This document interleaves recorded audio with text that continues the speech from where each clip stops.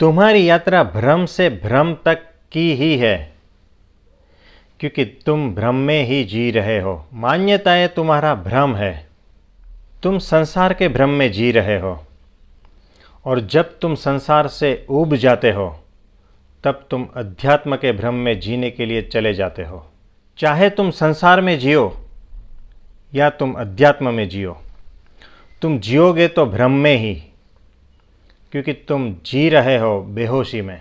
अगर तुम साक्षी नहीं हो, अगर तुम जागृत नहीं हो, अगर तुम होश में नहीं हो, तो तुम ये निश्चित समझना कि तुम भ्रम में ही जी रहे हो।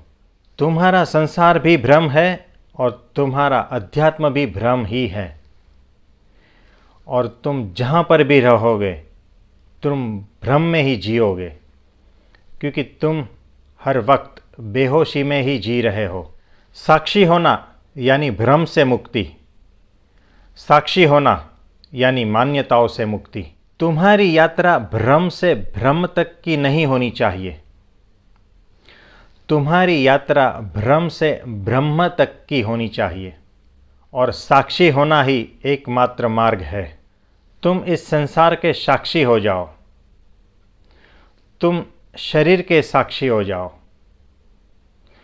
तुम मन के साक्षी हो जाओ, तुम विचारों के, भावनाओं के साक्षी हो जाओ। अंत में तुम साक्षी के भी साक्षी हो जाओ, क्योंकि साक्षी होना ही एकमात्र मार्ग है भ्रम से ब्रह्म तक की यात्रा का।